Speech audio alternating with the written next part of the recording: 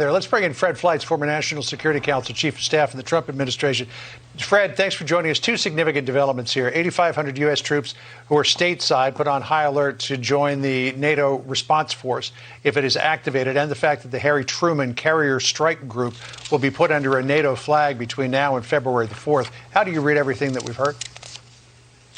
Well, John, I was watching this press conference and the media seemed fairly confused. We have 8,500 troops who are being committed to Eastern Europe, but they're not going into Ukraine. They're not going to stop Russia from attacking. I think Russia will ignore them.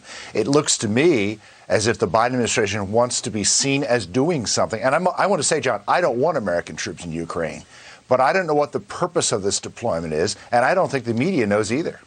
Can you just weigh in on the moment when it comes to the dependency of Germany and their willingness to act here based on the amount of natural gas and oil that they get from Russia and the position that puts them in to join the fight?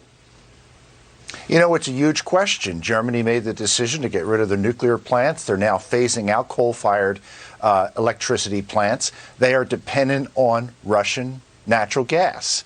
And there's no way to easily replace this. We can't replace that natural gas with LNG ships, liquefied natural gas ships. Germany needs this gas from Russia, and this is why Germany is so extremely reluctant to join us in standing with Ukraine. Yeah, and you have to wonder, Fred, Kirby said that the NATO response force comprises about 40,000 troops, of which the U.S. would supply somewhere in the neighborhood of probably 8,000, maybe a little less than that. But if Germany's not going to come into the fight here, per se, where are the rest of the forces going to come from? And might we need to up our commitment? I think that's a good question, John, but what will these troops do?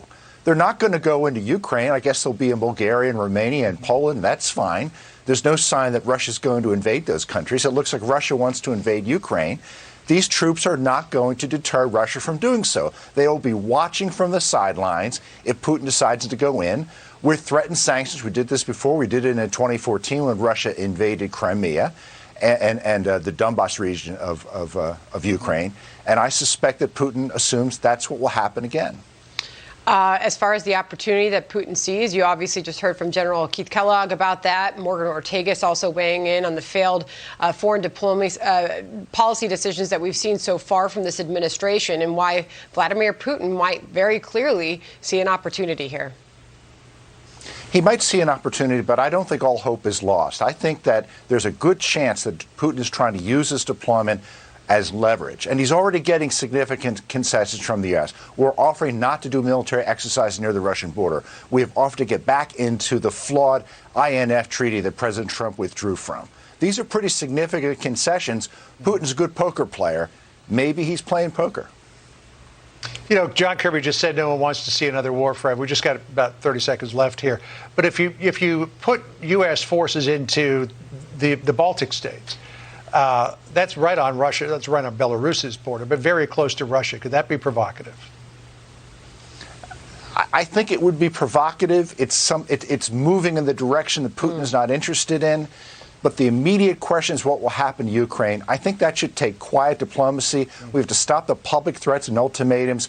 Let's send a senior diplomat to meet with Putin and talk this through. All right. Big news from the Pentagon this hour. 8,500 U.S. troops stand ready, heightened alert if this invasion were to happen. Fred Fleitz, thank you very much for joining us.